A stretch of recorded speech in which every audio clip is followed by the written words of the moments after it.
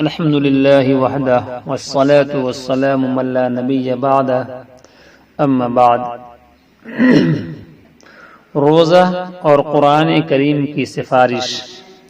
روزہ ایک ایسی عبادت ہے میرے دوستوں اور بزرگوں، یہ رمضان المبارک 1441 ہجری اور رمضان المبارک کا مبارک مہینہ ہے۔ روزہ اور قرآن کریم کی سفارش آخرت میں اللہ تعالیٰ کے دربار میں روزہ دار کے لیے خود سفارش کرے گی روزہ، اور اس کی سفارش قبول بھی کی جائے گی۔ اسی طرح قرآن پاک بھی اپنے پڑھنے والوں کے لیے خصوصی سفارش کرے گا جس کو قبولیت سے نوازا جائے گا۔ جناب محمد الرسول اللہ صلی اللہ علیہ وسلم کا ارشاد عالی ہے: الصیام والقرآن یشفعان للعبد یقول الصیام اے رب انی منعته الطعام والشہوات بالنہار فشفعنی فیہ، ویقول القرآن منعته النوم باللیل فشفعنی فیہ فیشفعانی۔ مسند امام احمد بن حنبل کے اندر یہ روایت موجود ہے کہ روزہ اور قرآن کریم بندہ کے لیے اللہ تبارک و تعالیٰ کے دربار میں سفارش کریں گے۔ روزہ کہے گا: پروردگار، میں نے اس کو دن میں کھانے اور خواہشات سے روکے رکھا، لہذا اس کے بارے میں میری سفارش قبول فرما۔ قرآن کہے گا: پروردگار، میں نے اسے رات کو سونے سے روکے رکھا، لہذا اس کے بارے میں میری سفارش قبول فرما۔ چنانچہ ان دونوں کی سفارشیں قبول کی جائیں گی۔ اس حدیث کی پرداز میں یہ بتلا رہی ہے کہ رمضان المبارک میں خصوصیت کے ساتھ رات میں تلاوت کلام پاک کا اہتمام کرنا چاہیے، اور اس میں تراویح کی نماز کی بھی جانب اشارہ موجود ہے۔ علاوہ ازیں سال بھر جس قدر توفیق ملے تلاوت کی کوشش کرتے رہنا چاہیے۔ روزہ کی حالت میں دعا کی قبولیت کا وعدہ بھی احادیث میں منقول ہے۔ سیدنا حضرت ابو ہریرہ رضی اللہ تعالی عنہ کی روایت ہے کہ جناب نبی کریم صلی اللہ علیہ وسلم نے ارشاد فرمایا: الصائم لا ترد دعوته، روزے دار کی دعا رد نہیں کی جاتی۔ دوسرے حدیث میں ہے: ثلاثة لا ترد دعوتهم، الصائم حين يفطر والامام العادل والدعوة المظلوم الاخ۔ تین شخصوں کی دعائیں رد نہیں کی جاتی: روزہ دار کی افطار کے وقت کی دعا، نمبر 2 عادل بادشاہ کی دعا، اور نمبر 3 مظلوم کی دعا۔ اس لیے روزہ کی حالت میں یکسوئی کے ساتھ دعاؤں کا اہتمام بھی رہنا چاہیے۔ خاص طور پر افطار کے قریبی وقت میں دعا کی قبولیت کی امید زیادہ ہوتی ہے۔ روزہ کا اصل مقصد چونکہ تقوی کا حصول اور گناہوں سے اجتناب ہے، لہذا جو شخص روزہ رکھ کر بھی گناہوں سے نہ بچے تو ایسے شخص کے بھوکے پیاسے رہنے کا کوئی فائدہ نہیں ہوگا۔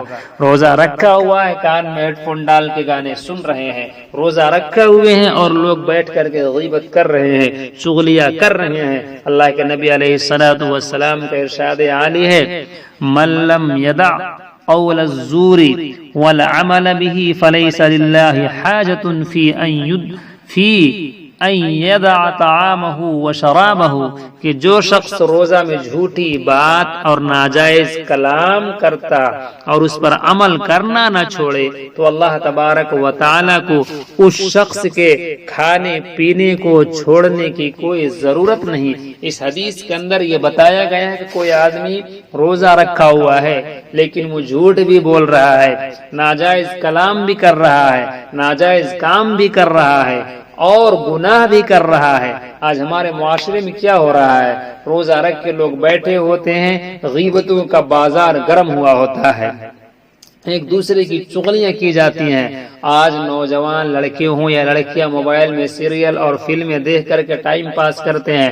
اللہ کے رسول نے فرمایا: جو گناہ کرتا ہو روزہ رکھ کر کے، جو جھوٹی بات کرتا ہو، جو ناجائز کام کرتا ہو، تو اللہ تعالیٰ کو اس شخص کے کھانے پینے کو چھوڑنے کی کوئی ضرورت نہیں ہے۔ اس لیے ضروری ہے کہ ہر روزہ دار روزہ رکھ کر گناہ سے بچنے کی ہر ممکن کوشش کرے، اور اگر کوئی دوسرا شخص اسے گناہ پر آمادہ بھی کرنا چاہے تو صبر و ہمت سے کام لے کر اس سے بچے۔ زبان کی حفاظت بہت ضروری ہے، اور روزہ میں خاص کر غیبت اور چغلی وغیرہ سے بچنے کا بہت اہتمام ہونا چاہیے۔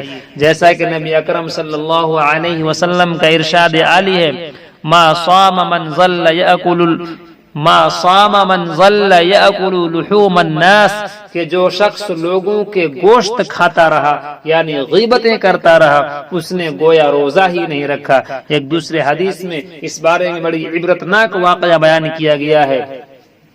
حضرت صلی اللہ علیہ وسلم کے آزاد کردہ غلام حضرت عبید رضی اللہ تعالی عنہ فرماتے ہیں کہ دو عورتوں نے روزہ رکھا تو ایک شخص نے حضرت صلی اللہ علیہ وسلم کی خدمت میں آ کر عرض کیا، اے اللہ کے رسول صلی اللہ علیہ وسلم، یہاں دو روزہ دار عورتیں پیاس کے مارے موت کے دہانے تک پہنچ گئی ہیں۔ آپ صلی اللہ علیہ وسلم نے اس سے اعراض فرمایا اور خاموش رہے۔ پھر اس نے یہی بات دہرائی اور غالباً یہ بھر دوپہر کا وقت تھا۔ اس نے عرض کیا، اے اللہ کے رسول صلی اللہ علیہ وسلم، قسم بخدا وہ دونوں عورتیں مرنے کے بالکل قریب پہنچ چکی ہیں۔ مقصد تھا کہ آپ انہیں افطار کی اجازت دے دیں، یعنی وہ آدمی جو آپ صلی اللہ علیہ وسلم کو بتا رہا تھا وہ یہ چاہتا تھا کہ آپ صلی اللہ علیہ وسلم کہہ دیں کہ وہ لوگ روزہ توڑ دیں، یا روز اب اگر مرنے کے قریب ہو گئے ہیں پیاس یا بھوک کی شدت کی وجہ سے تو روزہ کو توڑ دیں۔ ان پوچھنے والے کا یہ مقصد تھا۔ آپ صلی اللہ علیہ وسلم نے ان دونوں عورتوں کو بلانے کا حکم دیا، چنانچہ وہ دونوں حاضر ہو گئی۔ راوی حدیث جو روایت حدیث بیان کرنے والے ہیں فرماتے ہیں کہ پھر ایک پیالہ یا ایک ٹب لایا گیا اور نبی کریم صلی اللہ علیہ وسلم نے ان دونوں میں سے ایک سے فرمایا کہ اس میں قے کرو، اس میں الٹی کرو، تو اس نے پیپ یا خون اور گوشت کی قے کی یہاں تک کہ آدھا پیالہ بھر گیا۔ پھر آپ علیہ السلام نے دوسری عورت کو قے کرنے کا حکم دیا، چنانچہ اس نے بھی پیپ اور خون اور تازہ گوشت کی قے کی حتیٰ کہ پیالہ بھر گیا۔ پھر آپ صلی اللہ علیہ وسلم نے ارشاد فرمایا، ان دو عورتوں نے حلال پر روزہ رکھا، حرام بات پر افطار کیا، یہ دونوں پاس بیٹھ کر لوگوں کا گوشت کھاتی رہیں یعنی غیبت کرتی رہیں۔ العیاذ باللہ۔ اس واقعہ کی روشنی میں ہمیں اپنے کردار کا جائزہ لینا چاہیے اور روزہ کو ہر طرح کے قولی و عملی گناہ سے محفوظ رکھنے کی فکر کرنی چاہیے۔ اللہ تبارک و تعالی ہم تمام کو روزہ جس طرح رکھنے کا حکم اللہ تعالی دیے ہیں اس طرح روزہ رکھنے کی توفیق نصیب فرمائے۔ وما علینا الا البلاغ۔